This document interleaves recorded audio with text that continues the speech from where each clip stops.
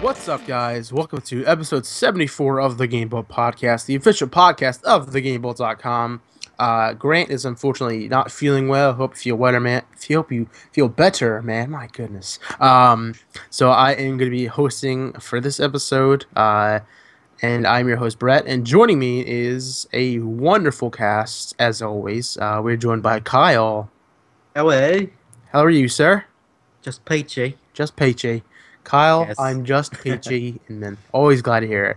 And also joined by Thomas. Hello, How are you, sir? I'm good. Wonderful is a little bit of a stretch. Hey, I'm pretty great. I would call wonderful a stretch as well. But hey, I mean, as long as you're feeling happy, that's all that matters. Okay. So yeah, again, this is Or the just official. peachy. That's Yeah, fine. just peachy works too. This is the official podcast of thegamebolt.com. So why don't we get started right into it with what we've been playing lately? Kyle, why don't we start with you? I've been playing No Man's Sky, which just came out, I think, 2 days ago. Well, yesterday. Is today Um, Wednesday? Maybe. I'm losing track of my days. So. But yeah, I don't know. I've been playing it, and it's definitely exceeded my expectations. I kind of before it released, I'm like, maybe it'll just be okay. Hmm. But then it came out and I started playing it and just like, you know what? This is actually insane with just how captivating it is. You start the game with a procedurally generated planet. Everybody has a different first experience. And it's just like a radioactive planet, Oh, dead, jeez. dead planet. And basically what you have to do is find materials and resources to repair your ship. And Okay. so basically, I just went and explored the planet. I found a cave, spent like 20 minutes in there doing stuff. Nice. It's just like this game is like so like pretty aesthetically. And then finally, I got my ship prepared. I just went into space and was just so awe-inspired, really. And it's just like this is insane. Just And it all really, it takes really place in one is. galaxy, right? I remember hearing that. From as far as I know, I guess because I'm not sure. I'm not sure if I know there's different solar systems Mm-hmm. and a lot of them at that. I'm not sure if there's different galaxies Okay. or whatnot. Maybe. Mm. So what exactly do you do in No Man's Sky? Like, I mean, obviously, you explore all So the different planets, but like, what do you do when you land on the planet and like you're given free reign to just explore? honestly, the best comparison I can make with No Man's Sky in terms of like how what you do and stuff is honestly Star Trek. Okay. And the degree is in you go to these planets, you do basically you get what you do is you go exploring these planets. These planets can have many different conditions. There can be acid rain, it can be freezing, it can be like extremely hot. Hmm. Where I remember John lava. mentioning his plan was like acid rain, and that just sounds terrifying. Like starting out, that sounds Yeah. like just a terrible stroke of luck. And there's radioactive planets and all of it. So essentially you're just one wanderer, and you basically pick out resources that you can use to repair stuff, replenish your fuel and your vitals and stuff, Mm. and Now, basically make different stuff to make more stuff. So it's right. a very resource-driven game. So it's kind Okay. of like um, not really a roguelike, but sort of what you expect out of a roguelike Yeah. in that term of exploring and finding different gear and Mm-hmm. resources and all that. And then once you get into space, it's not too involved. Basically, you just use space to go to different space stations, planets. Mm-hmm. But it is pretty cool, and once you get a bit further into the game, you're actually attacked by space pirates. Yeah, I saw. I think Destin Legary, he's been streaming it of IGN, and he shared a link. I think of like a highlight from last night, and I think he had some like either rare materials or valuable materials from these planets, and he was almost shot down by like invading ships, who trying to get his materials, and he was like right there at the space station. So like it was like, oh, you're right there, and like there's a roadblock being, like 6 or 7 spaceships trying to take you out, Yeah. and like his like reflective shield ran out. He's like, please, like, just don't let me die, and it kept like, at that point became like almost like Star Fox or something, where you're actively like, trying to like turn your ship around and everything to like find these ships that are attacking you, and he, I think, just barely made it and was able to exchange his resources for money and stuff. And like, I have no particular interest in the game at the moment, but like the highlight looked exhilarating. Like, Yeah. oh, like I can't even imagine. You have this super rare material and you get shot down. It's like, well, are you ever gonna find it again? Like the Yeah, there's remains, like, actually when you're because I actually got killed oh jeez, by some space pirates. The first time I was encountered by space pirates, the game actually crashed. oh jeez. Yeah, it crashed like right when they were about to kill me, so I didn't really Well, mind. technically, you didn't die. The game just Yeah. crashed, and we won't count that one. Yeah, and then second time I had encountered them, I actually the third time because the second time I actually killed them all Oh, somehow. nice. Somehow I managed to kill them all and escape. I don't know how I did it. But the third time I was encountered by like I think 8 spaceships, Oh, jeez. and I couldn't do nothing to any of them, and they Oh, just killed me like with like phaser beams and just like shooty lasers. pew It's just pew pew like pew. I died, but I was actually pretty close to a space station where I was actually going to so I could sell some stuff, Mm-hmm. and I died and actually put me with this at the space station where, of course, my ship was there. So and there was there's a marker where you die, Mm-hmm. so you can just go to that marker and get your stuff back. In my case, it was where I died in space, so it didn't take Okay. too long to get back to. Huh. Have you So, noticed, like, is No there? Man's, from what I've noticed, No Man's Sky is kind of easy in terms of it's just pretty relaxed Mm-hmm. in terms of just exploring and just I um, think it's the main focus. yeah, definitely. But to change up the pace, you're attacked by space pirates and everything. Yeah, I can only imagine what Wake Game is Oh like. gosh, it's gonna be crazy. That's probably just going to be like just like just a wager show. Yeah. What was I gonna ask? Have you, like, when you started off on that planet, like, was there any kind of like backstory or lore to that planet? Maybe like anything you could discover. Sort of. The game is very vague in how it presents the story, much like Dark Souls. Okay.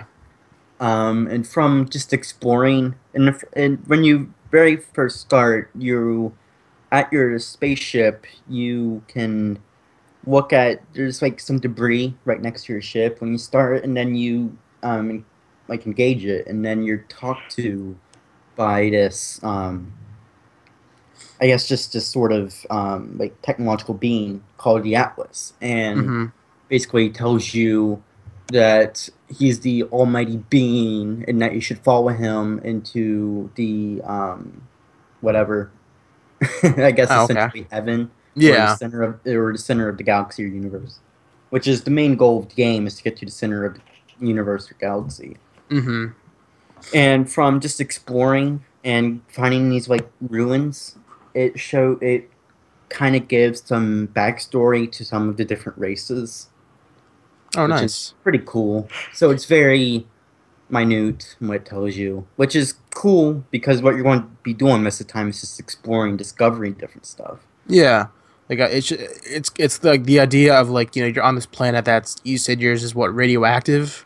Yeah, Like, I would love to know, like, why is this planet radioactive? And like, maybe, if you explore, you learn a little bit more. And I doubt they could do that for all 18 quintillion planets, but like, outside of getting resources and materials, like, it would be cool to like learn about your specific planet. yeah. From what I can tell so far, the game's pretty in terms of like how the game itself is in terms of like story and stuff is pretty barren Mm-hmm. in the sense that most of the planets are dead and from what I've seen there's I guess there's this sort of intergalactic police force called the Sentinels Okay. and I actually had a thing that happened during my stream yesterday where I was going into this sort of like space station, and I had to make a weapon with my multi-tool so I could like damage the steel door Mm-hmm. so I could get into it. And I started shooting at the steel door so I could damage it and go in. And then all of a sudden, I had like 6 different sentinels coming at me full force with lasers shooting at me. And I'm like, oh my god, what's going on? It's like, it was like I had no idea that was going to happen whatsoever. It's just like, I didn't know that was going to happen. Oh Oh, wow. okay. I just got my spaceship and left. And then I'm like, you know what? I'm gonna go in there. I'm gonna kill them. So I looped back around. I went back. I killed all the sentinels. Then I broke the steel door, and I went in there. It's just like this complete like the space station was just in shut down. I went Mm-hmm. and talked to it, and I was able to get it operational again. Oh, So nice. that kind of makes me think that maybe the sentinels aren't really that good, Mm-hmm. but who knows? Like, there's just so many things that I don't know, and I Yeah, I mean, want to it's know. that's like space itself. We only know so much, Yeah, but it's still definitely. Yeah, definitely. so They vast and definitely nailed it. yeah. Like, in terms of just this is space. Mm-hmm. You're supposed to explore the vast openness of space and different planets. So Hello Games really nailed it Nice. Do with what they you? wanted to do with it. Yeah. Do you see yourself playing this? For much longer, or was it just something that's cool that you experienced? For a couple of weeks and you kind of put it down. It really depends because I could see it getting pretty monotonous if Mhm. it stays pretty stagnant in how you play the game. Yeah. But if it ramps up and continues to ramp up, then I think it'll be pretty engaging the whole way through as you play it. Yeah. And they have plans of continually updating the game Okay. with new stuff and new features and stuff, so that might benefit it in terms of replayability. Mm. Yeah, the general consensus I got on at least Twitter was that like super ambitious, but it's hit or miss. I feel like it's up to the individual person as to how much you can bear the repetitiveness of going to a new planet, gathering the materials, and exchanging them, and like everybody bears that. You can bear that Yeah. to different extents. Some can go on forever with that. Some can only go so far with that, and I view myself like in the medium. I can only go Yeah, so far. yeah, pretty much. I mean, there's a lot of things in the game that like could make somebody not like it. And Mm-hmm. from what I've heard, for the most part, it's kind of mixed in terms of how people feel about it. It really impressed me and it still impresses me. Yeah, that's good. I But mean, as long as you're content. I can definitely understand why somebody wouldn't like it because it is, like I said, it is pretty relaxed. There's not Yeah. too much going on. Mm. So it's a pretty you have to like focus in on just exploring, Nice. which could be pretty boring to some people. Yeah, yeah. But what else are you playing? I'm also kind of since NMS has come out, I haven't played it, of course. But I've been playing Dragon Quest VIII. Oh, I'm I jealous. guess it had released on Amazon for Amazon's mobile store, and it must have been a glitch because it was free. So I downloaded it, and apparently it's not free anymore. So, Oh, you oh lucked well, out. I got it for free. I mean, Yeah. it's a $20 game, so Okay. Square Enix with their really high end pay a lot for their mobile port games. Huh. But yeah, and I've been playing Dragon Quest VIII, and of course it's PS2 JRPG, so that pretty much gives you a picture as to what it is. But it's It's also renowned as one of the classic JRPGs. yeah, yeah, I'm definitely like it's pretty far up there in terms of like just enjoying like it as a JRPG, and it looks like beautiful even as a PS2 game. I mean, I'm playing it on my phone, so it's not like it's running on the PS2. It runs at a very much higher resolution. That makes it Mm-hmm. look great. But I've always loved Akira Toriyama's Toriyama's. There we go. There you go. You got it.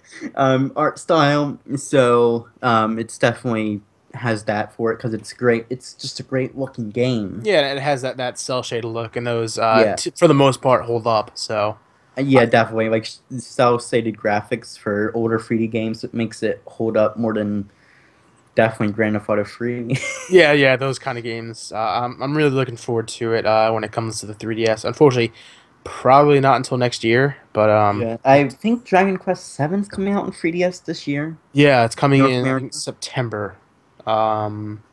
I think late September. Yeah, and that game alone, from what I've heard, is like at a minimum 100 RPG. Sorry, 100 hours. Like it's a massive um, RPG that goes on forever. Yeah, I've never played Dragon Quest, but I'm really looking forward to getting a chance to play it because I yeah, definitely. Dragon Quest 8 was my first experience. yeah, it's as a solid entry point. Thomas, speaking of RPGs, haven't heard from you in a little bit. Oh, yep. What are you playing?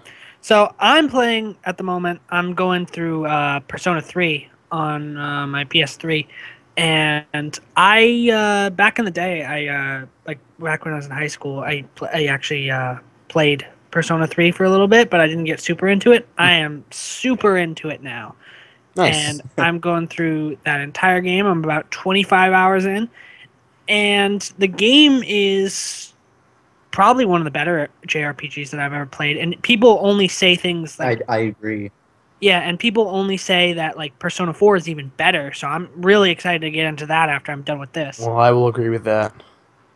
And Personally, I like Persona 3 more than Well, Persona yeah, 4, but I'm in the we, minority. we could debate this, but for at least for my sake, I went from 4 to 3, and that's not the best way to go about it because Yeah, four definitely. as 4 fixes a lot of the things that 3 had that were going wrong with it, at least in my eyes. I played it on the Vita as the Persona 3 portable. I think it was about 20 hours in, and I couldn't get into it.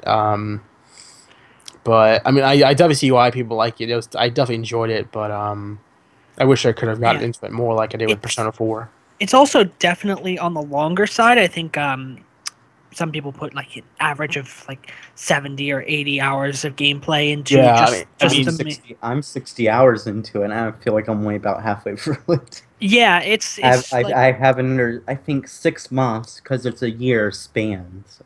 yeah, it's it can get very fatiguing if you know some people always say that longer games are good, larger games are good, but that's not necessarily true if you it can't. depends on the mood you're in. Like you cannot binge play a Persona game. Yeah, it would take way too long. And then there's the Yeah. matter, and then there's like the second part, which is the answer. I think it's Mhm. called the answer, which is another Yeah, 30 hours of yeah, gameplay pretty on much. top of that. So I there's think they nothing. just released their the final Persona 3 anime like film that just came out Hmm. on DVD. I think Yeah, it's I like mean the game it's came a out in like 04, probably like 06. Excuse me. So it's a great story for Yeah, it like definitely has an intriguing plot. Definitely. yeah, and I know I never was quite clear on the difference between like the plot points between Shin Megami Tensei and Persona and how they're like, because don't people in Shin Megami Tensei also use personas? yeah. Well, So there are demons in Shin yeah. Megami So Tensei. with Persona, it's more as a series as a whole. Again, not to debate, but personally, I enjoy Shin Megami Tensei more than I do Persona. But with Persona, like everybody's battling their inner demons, these internal conflicts, and Uh, they overcome these conflicts, and it manifests into excuse me, their persona. This guardian that Yeah, protects them. Whereas Shin Megami Tensei, it's just straight demons, and you're recruiting demons, and you're not overcoming this internal conflict like you are with the Persona. just dealing with the apocalypse. Yeah, just a lot of involving like angels and demons battling it out. hmm It's I would say it's not as story focused. Um, I don't find them to be any more um, emotionally telling stories, but they're still good enough. And I mean, there are so many stinking Shin Megami Tensei games. It's unbelievable. But yeah, like it's more so about the demons and like yeah, it's I would say it's a darker Pokemon.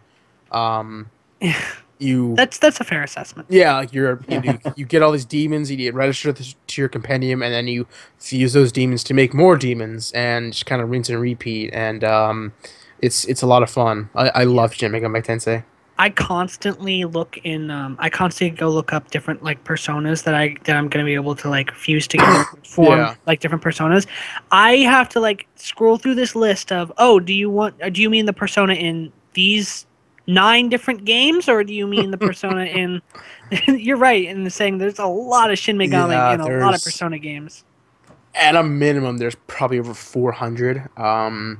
Games total? Oh no Oh, no! I thought you were talking about Heavens no! Persona. No Okay. no! I now know you mean Persona. Okay. It's demon No, persona. Persona 5's a 6 Persona game. um, but yeah, there are over 400 demons to recruit and fuse together, and like it's the sheer number of combinations are crazy, and it's like Yeah, it's like a whole game in itself. yeah, like the whole like trouble I have with every game is that I can never let go of the demons I have. It's like I can Oh, make this demon yeah. that's better and it's stronger and it has uh Bafula, which is the ice move, like the Yeah. medium damage ice move, instead of Mabufu, which is like attacks every enemy, and it's like but I kind of grew attached to that demon, Yeah. so Every time I level up, I immediately go and look up like what personas I can make in yep. this, and then I make sure I like register them all, and then because I really want by the end of it to have 100% personas. Yeah, Oh, it's one daunting task. What systems do you own? Because I might be able to recommend a couple Shin Megami Tensei games. I have at the moment I have my PS3, my PS4, and my PC. Okay, so trying to think, 'cause I have a couple downloaded on my PS3, but I have not played them yet. There's Shin Megami Tensei Nocturne, which is the unofficial. Is basically Megami Tensei 3. I've heard very good things about it. I haven't played it yet though. And then I think there's the Digital Devil Saga or Devil Summoner. It's one of the two. They're all on the PSN classic Yeah. section. Mhm. But I've heard great things, and it's definitely worth checking out. I know I'm really looking forward to SMT4 Apocalypse, which is like I think it takes place. Oh god, I think it's right after or during. It might even be during I think it's during. SMT4, and it's a different story. Now I'm so excited for that game. So yeah, Yeah. it's Shin Megami Tensei is fantastic, and I kind of get annoyed, but I understand when people say like, oh, like Persona, and they don't even think of Shin Megami Tensei because again, I like Shin Megami Tensei more than I do Persona. Um, Yeah, I can see it- Yeah, why. it's definitely weird because Persona was a spin-off of Shin Megami Tensei, and like Persona has become the more popular one yeah, essentially. absolutely, it's so much more known, so much more well known, and like it seems like SMT is kind of it's more niche, but there are still so many great games in the series, and I cannot, I love them. Anyways, what else are you playing? I'm also playing the Fire Emblem, not Awakening, uh, Fates. Fates. Yeah. Yes, Nice, that's right. nice. I'm about like 25 hours into Fates. I'm playing Oh, nice. Birthright, Okay. and I'm probably one of the best DS games I've ever played. I Oh, love that wow. game so much. Nice. I originally bought it because I wanted to. I was going on a trip for the weekend. I was going to my sister's wedding. I was like, "Oh, I'll play this in the car while I'm going. It should be fun." And then I just like I played it through the whole wedding.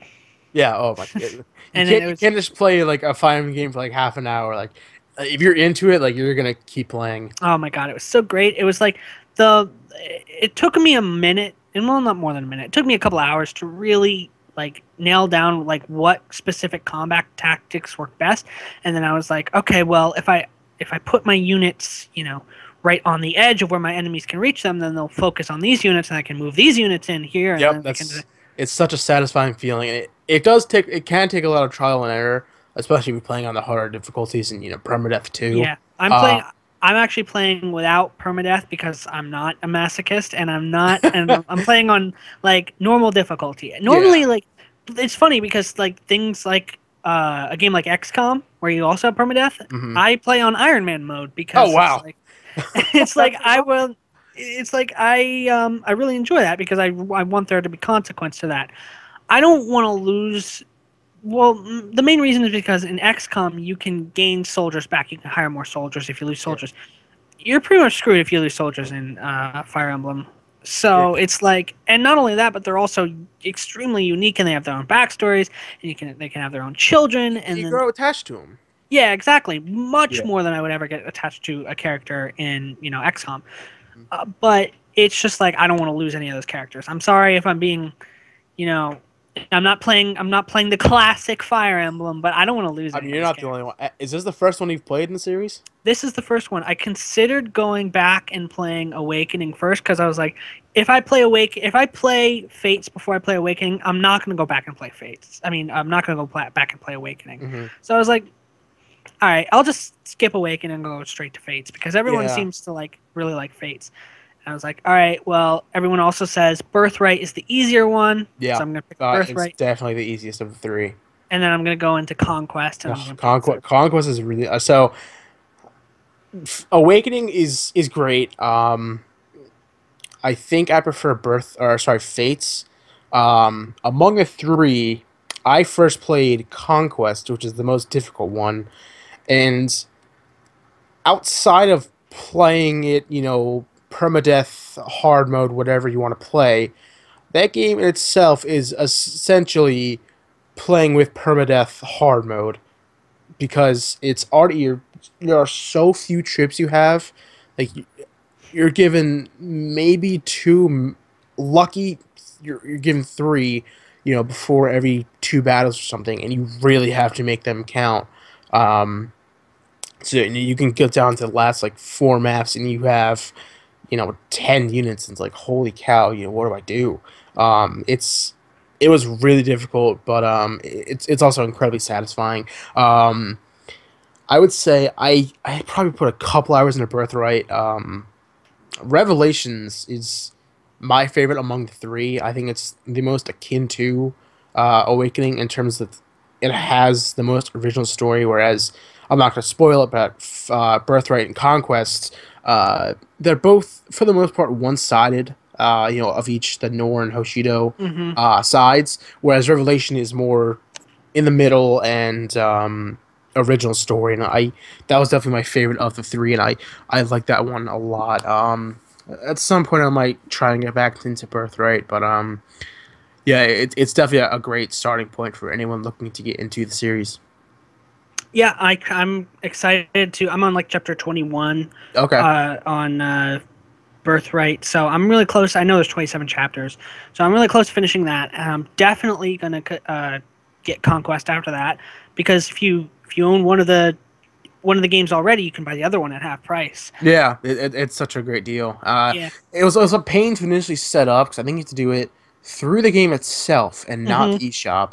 So I was Mm-hmm. freaking out. I was like, "Why isn't this code working?" Because I like got out of my seat, and it's like, "Oh, like you have to get to chapter, like you have to make the decision to which side you're choosing, and then like go to the hub, and then enter the DLC shop through there to activate it." So it's a little extra step, but it's not a huge deal. Although I will say I did run into one problem, which I actually had to look up because I didn't even know if it was a problem or not. During one of the missions to recruit one of the children, specifically, like I was recruiting Hinata's child, Hmm. I forget his name, and like he died during the mission when I wasn't controlling him, Hmm. and then I still recruited him at the end. Then he just didn't show up in my character roster. I was like, well, I looked it up and I had already saved after that, and I realized, well, that's a thing. If they die in Yeah. the middle of the mission, you can't recruit them. And I'm like, okay, that's it's disappointing. it's weird how that works because like you would like to at least get a chance to use them, but I guess it kind of like in a weird way compensates for being on permadeath or something. Yeah. That's one of the things I'm scared about of in One of the things I'm scared about in Conquest is like I know Conquest you have a very limited amount of XP that you can work with, and you can have to Yeah, do. and that's the other thing that's like there is little to no grinding. Like Yeah, you can do fight these monsters off to the side, do these side missions and grind for a couple hours. Conquest, no, maybe like one opportunity every once in a while Yeah. and you have to make that count. And it's like I'm very much a completionist when it comes to Hmm. games. I love getting platinum trophies. I love getting, I don't care about Steam achievements. But that's another story. But in Conquest, one of the things I'm worried about is I'm not going to be able to have all the kids. I'm not going to be able to get all the kids because there's not going to be Yeah. enough time. There's not going to be enough enemies for me to pair up everyone and then get their, relationship levels up. Yeah, I don't know how that. I mean, I would imagine that you can, but it would probably be really difficult. Yeah, and I know I'm not going to be able to do it. And Yeah. otherwise, I'm, with the exception of like maybe pulling out some guide that will tell me how to get all of them exactly. And then I'm like, even when I lost like Hinata's kid, I was like bummed out because like, Yeah. well, now I can't get all the kids for this Yeah, route. I think speaking in two, there's a certain character you have to talk to in the middle of like one of those big battles, and if you don't, they just go away forever. And I have a save file with I think 107 of the 108 characters recruited, and this thing happens within the first like probably like 5 to 10 hours, and it's like, well, you can't get them back now, Oh my god, that and would it's infuriate so me. infuriating. If I had 107 of 108 characters, I wouldn't. Oh my god, that would bother me Uh, so much. I mean, it bothers me, but like, it doesn't make or break the game. It's just like, dang it, like No, that's of course not. That's yeah. just me. That's just my particular quirk that I Oh don't yeah, absolutely. play. But to wrap up what we've been playing, I've been playing We Happy Few. I got about probably another 90 minutes to 2 hours in.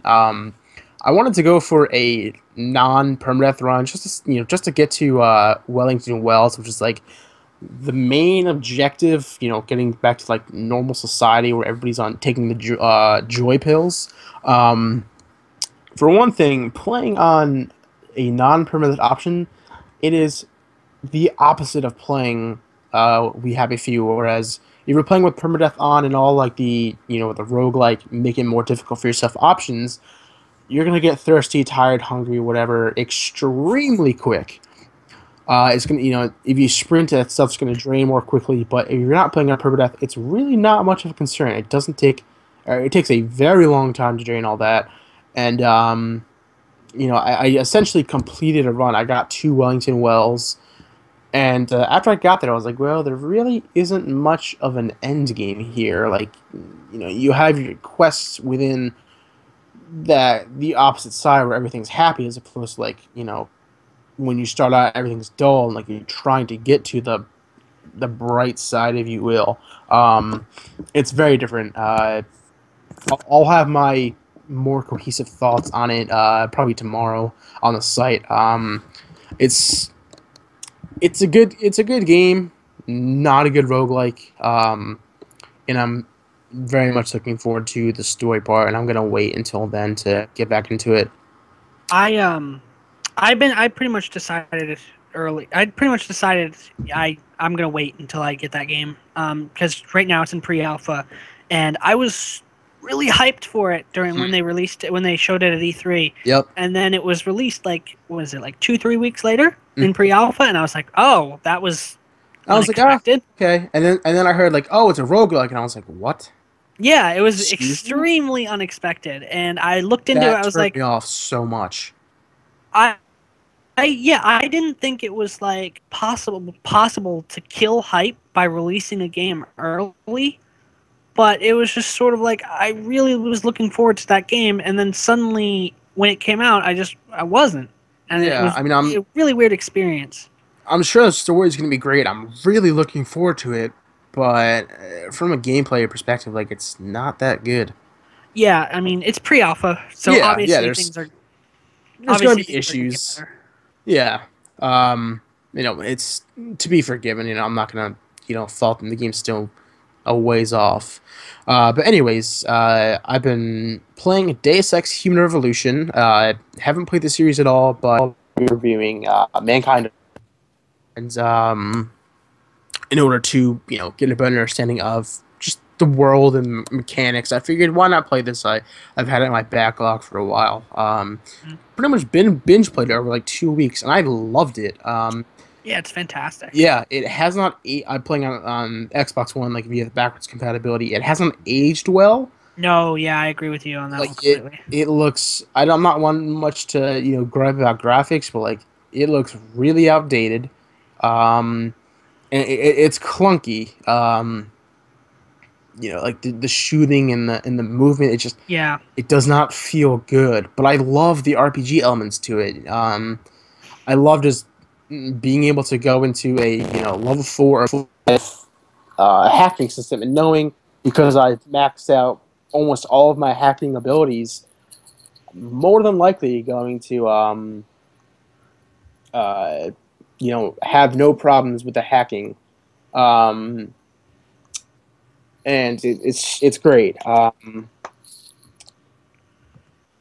yeah, I like was definitely interested by the story, and it gets me more excited for uh, Human Revolution. Mankind Divided. Oh yeah, sorry, mixed them up there for a second. But yeah, I agree with you. It didn't. I actually played this. I got it on this Steam sale and I played it like a month ago because wanted to. I beat it way back when I was in high school, but I wanted to beat it. I wanted to play it again, and I looked back on it and I was like, it's really weird how every time you go to melee take down an enemy, you go into a cutscene. Oh, it's so Essentially. infuriating. Oh my god, it's so annoying. Just the way Jensen moves has not. I would say the graphics are still okay for The voice for acting is not very good. yeah. Also, the voice acting's not great either. Like Jensen's It- like he's kind of bearable, but like he could be better. yeah, I would say what the thing that really just didn't age well with that game is just the way the way the movement works really more than Yeah, anything. I have to agree. It, it's kind of janky. Graphics Yeah, are right. it has like some of the characters like they look like they're just painted gold, and Yeah, it's so yeah. weird.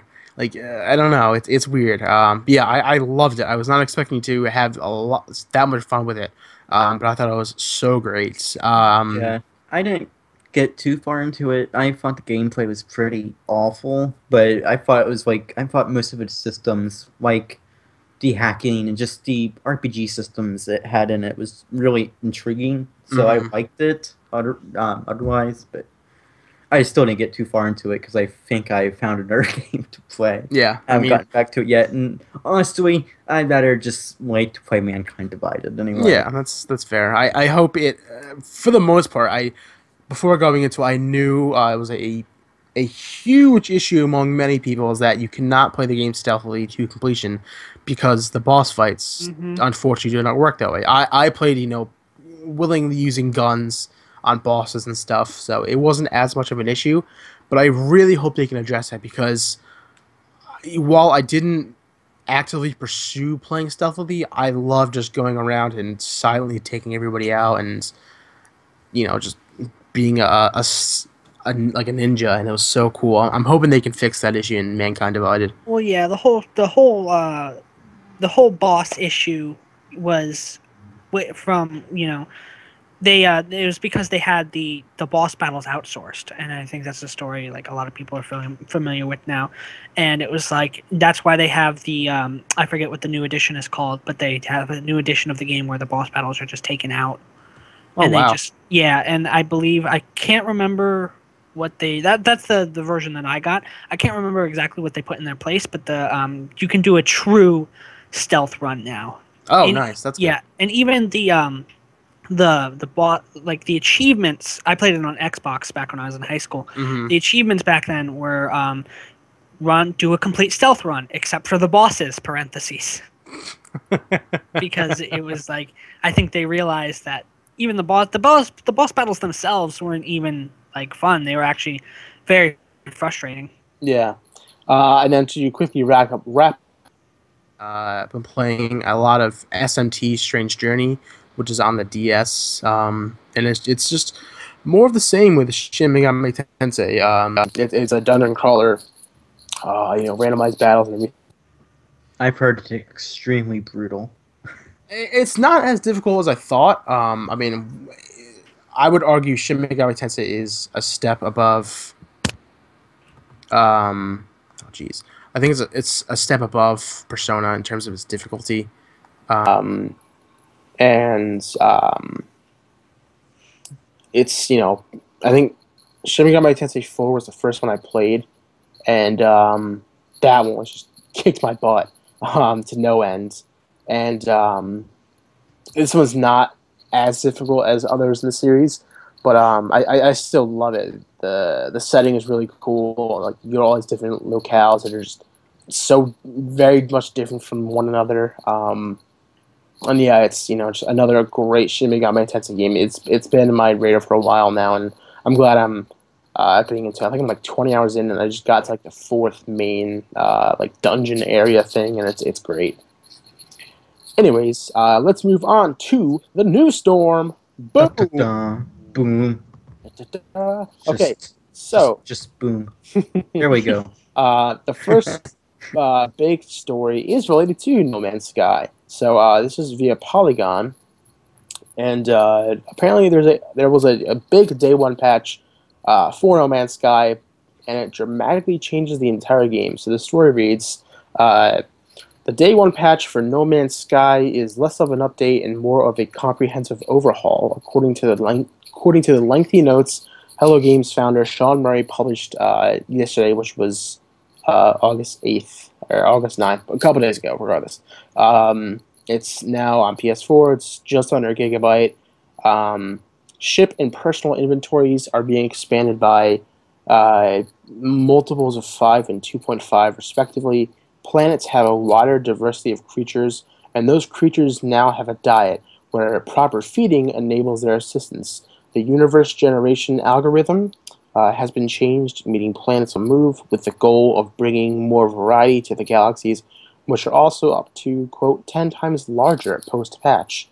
That is not all, by a long shot. The patch brings in 3 unique story paths, one of which was completely rewritten. A greater variety of ships will be found and available for purchase in each star system, and the game's graphical effects get a polishing. There's a list of notes. Yeah, it sounded like that what people are playing via copies that were broken via Street Date is very much different. Jeez, all right, GameSpot video loaded. Never mind. It seems like it was very much different from what's now in the retail versions that have been out since release date. It's interesting to hear that the patch changes so much, but it's also nice to hear that. Yeah, I'm not too much familiar with game development in general and how games are Wait, you're made. not? Well, I game am development. fluent. No, I'm kidding.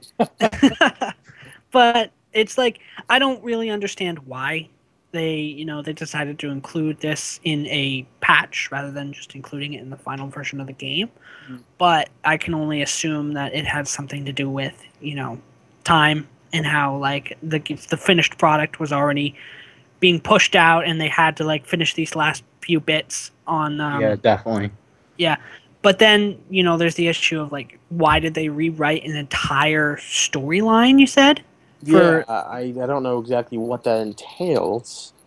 Yeah, I believe the full patch notes. I haven't read the full patch notes because I think there's like people said there's spoilers in them. Okay. So I don't want to spoil. Like I plan on getting this game. If I get it, it's probably going to be this Friday when it comes out for PC. Okay. But I don't know. I've approached this game since like the first time I heard about it with like careful optimism. I really want this game to be good, but at the same time they were being so secretive about it. I just didn't know what to think because I didn't know anything about it. Like they were very secretive about what you do in the game. Mm-hmm. And like what you do to gather resources and what you do with those resources and where you take them, and then like what's the point of getting to the center of the galaxy. Like what concerns me the most is like the replayability. Is like how can I make you look at a game like Minecraft, which is also very adventure and like it's exploration based. And what makes Minecraft so fun is that you're essentially given total freedom to build whatever you want and construct things like bases and towers and whatever you want. But with No Man's Sky, what I fail to understand is what can I do with the stuff that I gather from these planets, and what can I build things? Can I make bases? Like, can I make my own space stations? I know you can upgrade your ship and your suits, but that doesn't seem like it's enough for me. I really want some. I really want some like freedom to choose what I want to make, and I want to make like I one of these days. I want to find a planet. I want to say that's my home planet, and I want to go there. I want to build it, like build stuff all over, and I want to make it my like entire home base. Yeah, I see what you're saying. Kyle, were you gonna say something? Not really. Okay. I wasn't sure. I'm sorry for that long-winded No, response. you're fine. You're fine. Yeah, I know. I think it's Rami Ishmael at Vlambeer. He put up a story on Kotaku about why day one patches are a thing. I haven't had a chance to read it yet, but he explains why they exist and what they are meant to do. So if you haven't had a chance yet, I probably will tonight. Head on over to Kotaku, and he wrote an extensive piece on just explaining the whole day one patch process. Anyways, up next, Nintendo has seen some price changes in some of their games and systems. So this was as of yesterday. Nintendo yesterday announced that 8 games are being added to the $20 Nintendo Selects lineup. Basically greatest hits, classics, whatever, including The Legend of Zelda Wind Waker HD, Luigi's Mansion Dark Moon, and they've also revealed a new Nintendo 3DS at a lower price and a handful of Wii U and Amiibo bundles. So beginning on August 26th, just over 2 weeks, Wind Waker HD and Dark Moon, as well as Animal Crossing New Leaf, Tomodachi Life, Nintendogs plus Cats Golden Retriever, and New Friends, Lego City Undercover, The Chase Begins, and Nintendo Land will all see their prices permanently drop to $20. These add to the current number of Nintendo Select titles that are already available, like Ocarina of Time 3D, Super Mario 3D World, a plethora of other stuff. And there are a bunch of bundles with Yoshi's Woolly World, where you'll get the game and one of the Yarn Yoshis, a Mario Party 10 bundle with some of the Mario Party specific amiibo. And I believe those are all at $40. So, do either of you guys have any interest in getting in these games as classics for $20, or even $40 for the Amiibo bundle for the Wii U games?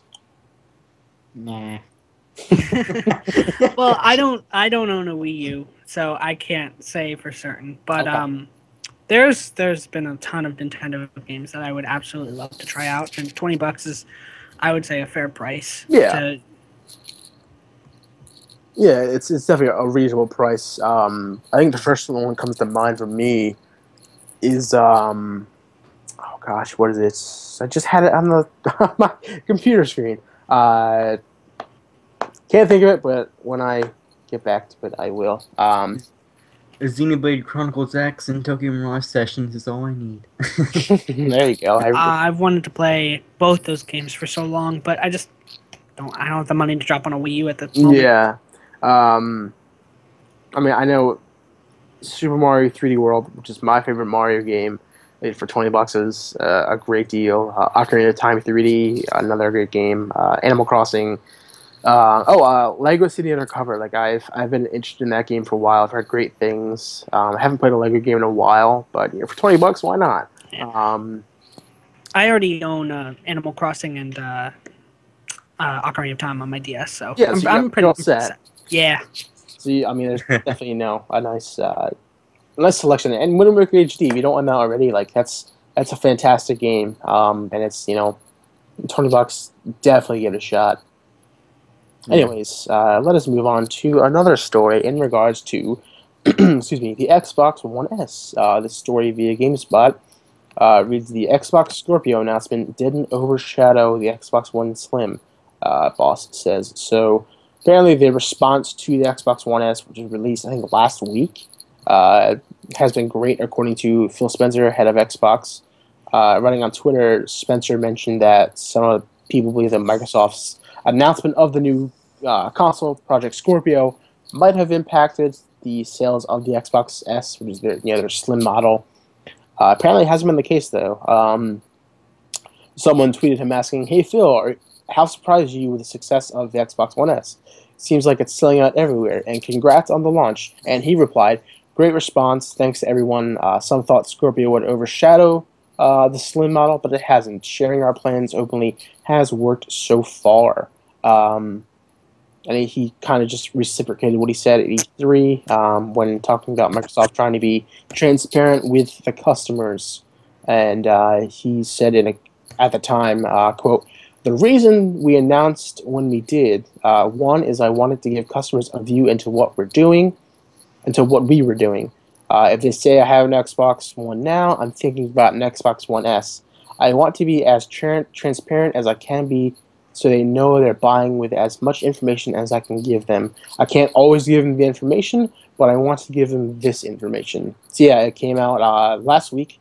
There's a 2 terabyte version for $400, a 1 terabyte version for $350, and a standard 500 gigabyte version for $300. So, do you guys think the not necessarily the sales of the Xbox One S, but do you think the announcement of the Scorpio, being this pseudo kind of next gen console, mid generation thing, is announcing that alongside the Xbox One S? Like, is that really a big deal? I mean, from what I no. It's like if you don't already own an Xbox One and you want to, an Xbox One S is basically what you want to buy instead of just the Xbox One. So I think pretty much their purpose of wanting to put out the Xbox One S is served. Like if you want to get an Xbox One, don't have one yet, just get the Xbox One S because it's better. It's actually better. Hardware wise, Yeah, and it not a has lot. it has the power brick inside the system and everything. All that. It's 40% smaller, so it's gonna be a lot. More compact and everything. It's actually faster. It has an overclocked GPU, but Um, not too much of an upgrade from the Xbox One. well, here's my take on it. It's yeah, the sales for the Xbox Slim are doing obviously well, and I'm glad that there's such a good reception for this console. But what when the Scorpio comes out, how many people who bought an Xbox One S are going to want to buy a Scorpio? Because they just made this investment in this console. Why would they? I believe the Scorpio is probably coming out. I think holiday next year. Yeah, so holiday. Wait, so this coming December or the following? The following December, so Yeah. it will Okay, be about like 14, 15 months. okay. So that's a little better, but it was generally people invest in the console cycle of what's it been like 7-8 years. So when people buy a console, they don't expect to upgrade to another console in at least half a decade. Yeah, you expect it at a minimum. There'll be slim variations and everything, and that's always been the case. Yeah. Since like the PS2 era and stuff. But it's still for the most part the same console, and you're gonna, regardless of where you get that base fat model or the slim one, that's gonna be your console for at a minimum 5 years. So I can see it. I can see people who have an original Xbox One wanting to upgrade to the Scorpio. Mm-hmm. But people who just bought a Slim or who just upgraded from the Xbox One to the Slim, I just can't see them buying a Scorpio a year and a half down the line because, unless you have like a huge amount of like disposable income because it's like, well, I just spent money on upgrading my to the Slim. Why would I go from an upgrade to a Scorpio unless it's like a huge upgrade? Because Yeah, the Scorpio is probably going to run somewhere around $400 or $500. at a minimum, we have no idea on the price Yeah. yet, but that it's going to be a expensive console for sure. And like, I know exactly what you mean. I have a couple of friends who have bought the Xbox One day one, and they say, with confidence, I got enough out of my Xbox One. When the Scorpio comes out in 16 months, whatever, I'm ready to upgrade. And like that's more power to you. You want to invest in the best machine possible. Me, on the other hand, I love the idea of the Scorpio, but I already spent a couple $100 on the system alone and games, whatever. I would like to hold on to my Xbox One and make it last for like 2 more years, and then maybe upgrade to the Scorpio. But we'll see. It's gotta be difficult for someone saying, "Oh, I'm gonna finally get an Xbox One via the Slim model," and then a year and a half down the line, oh, there's a new one that's significantly more powerful. Like, well, should I upgrade to that because it's more powerful and games run better, et cetera, et cetera? Like, it's a difficult situation. Yeah. And for me, it just really depends what the Scorpio is, and that goes for the Neo as well. Yeah, yeah. I mean, it's the same conversation for the most part with the Neo too. I mean, there's no PlayStation 4 Slim that we know of yet, but people who maybe are just picking up a PS4, the Neo, I think from the rumors we've heard, like it could come out this year. I think Sony is in a better position without a Slim model. Yeah, because it's selling like hotcakes. Yeah, it's because they can and sell. And PlayStation 4 is tiny. Yeah, itself, like so this it is doesn't just really need a Slim model. Like this is just a prediction. I could be proven completely wrong a year and a half down the road, but I think the Neo is going to sell more than the Scorpio. That's a bold prediction, but it could very well come true. I just, for my, I think I've said it before, but like, are they going to slowly phase out the original Xbox One? Like I think they said like they're going to have all three, and it's not like Nintendo had where it was the Wii, 3DS, or sorry, the DS and the Game Boy Advance, or three very different things. Trying to compare them, but it's the Xbox One. The Xbox One is the Xbox Scorpio. Obviously, the Scorpio is the most appealing, but like, what's the value in having the regular Xbox One at that point? Exactly, it still runs the same games. Yeah, I don't quite understand it, but yeah, I'm in the same boat. Oh well, let's move on to some news that was definitely brought up some interesting discussions in our general chat here. So apparently, there's a reason why Elder Scrolls V Skyrim is getting remastered instead of Oblivion. This is on GameSpot. This came out earlier in the week. So on PS4, Xbox One, PC later this year, we're getting a remastered version of Skyrim with mod support and everything. And since its announcement at E3 this year, people have been asking why Skyrim and not Oblivion or even Morrowind, which is Elder Scrolls 3. Apparently, Bethesda marketing boss Pete Hines told GameSpot that the work that would go into a remaster of Oblivion would be better used towards a brand new game. Quote, Oblivion is 10 years old, so the amount of work for that engine and that tech to bring it and remaster it and do all the things that we want to do was significant, he said. It's not impossible, but it's mountainous. It's either like go and make a new game entirely or do Skyrim. And it's worth noting that they did port Skyrim to Xbox One to get a feel for the tech, and maybe it was more easy. And he goes on to say it just seemed to be a much closer path. It was the most successful game that we've ever done before Fallout 4, so it already had a huge audience. And then he goes on to explain how mods will work on PC and consoles. Quote, the idea is that it's exactly the same way as Fallout 4 is.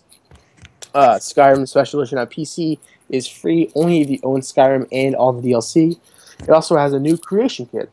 Excuse me. It doesn't just work with all the existing mods. They will have to take that mod and run it through the new creation kit and publish it to Bethesda Net. Then that will be available on console. Uh,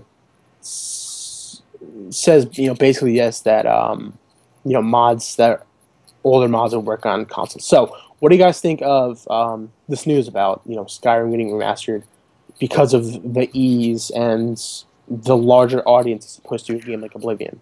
I think it makes sense, not just from a technical perspective, but from a business perspective too. He said, you quoted him when he said, Skyrim has a larger audience than Oblivion or Morrowind.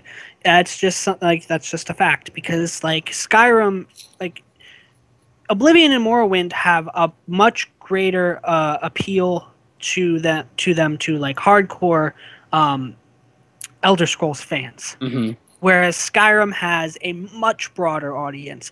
I remember the first time I heard about Skyrim, I was in high school, and everyone was talking about Skyrim. I had never heard of Morrowind or Oblivion before Skyrim came out. So it's just like, it makes sense because, the Skyrim is more well known. You have more people who've played it. You'd have more people that want to play it again. It's just, I think it makes perfect sense. Yeah, definitely. Kyle, do you have any thoughts on it? Most certainly. I mean, I have nothing against them remastering Skyrim. I know a lot of people really like Skyrim. Me, on the other hand, I thought it was okay, but I liked Oblivion a lot better. That's me, and I'm in the minority on that one. But it's just like, I'd love to have a remaster for Oblivion, maybe even not a remake, but a remaster. At least. That's because I really like Oblivion, but I know a lot of people like still really like Skyrim and play it daily. Yeah. Along with Fallout 4. Mm-hmm. But yeah, I have, like I said, it's people's taste, and of course, if they find it easier to remaster Skyrim, which of course it is, and they already worked on a port to next-gen consoles in the first place with it, so it wasn't too much of a job for them to remaster it. Yeah, definitely. I mean, which Oblivion and especially Morrowind would be a huge undertaking. Yeah, like he just said, why not do it in studio? Yeah, why not, completely start a new game at that point? People definitely want Oblivion, but that game came out in 2006.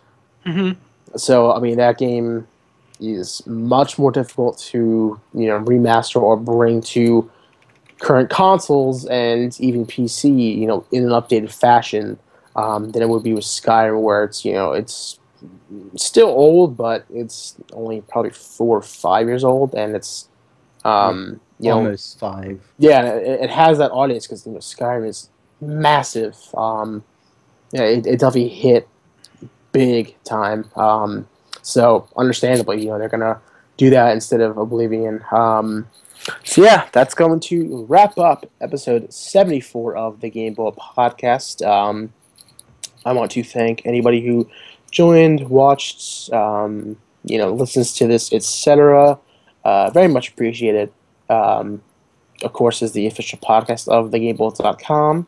If we have anything you want us to talk about, topics, questions, or whatever it may be, feel free to tweet them at us at _GameBolts. We're putting up stuff every day on the sites. Some of the recent stuff we put up includes Jason's Abzu written and video review. One of our new writers, Jordan, put up his review of Batman's Telltale Episode 1. One of our new writers, Janae, put up a game called Fury that makes her very angry, but she said she seems to enjoy it. I know I'll be working on my We Happy Few article coming up probably tomorrow. All kinds of articles. Is there anything you guys are working on that you just want to plug real quickly? I mean, I don't want to spoil anything, but maybe in the next couple of days, look forward to a list of games that you should play before the fall. The massive games come out in the fall. Ooh, that's always a good time. I'm also working on a list of the most annoying JRPG staples. Ooh, like always hate those things in JRPGs. That just never seem to go away. And Yeah, why is a dog always selling me weapons? I remember playing Iron Setsuna and I was like, wait, where are the inns? I can't rest in any houses or anything? Like, come on now. It's, not a huge deal, but I'm like, oh, I just love going to a new town, just stopping at the end and be like, welcome to our lovely little town. 10 gil to stay for the night. I'm like, okay, here you go. Anyways, Save points may or may not be number one.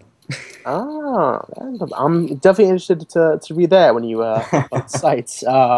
Persona 3 has a lot of save points. So yeah, you can also again you can follow our official account at _Gameball on Twitter. Kyle, where can we find you? Clock down a literal R. The Me. letter R, and then me. Thomas, are you on any kind of social media that people can follow you on? I am on Twitter at Tom Blaster. There you go, Tom Blaster, and you can find me at Brett Woodmansee, WOODMANSEE. Thank you so much, guys. Until next time. Bye. See ya.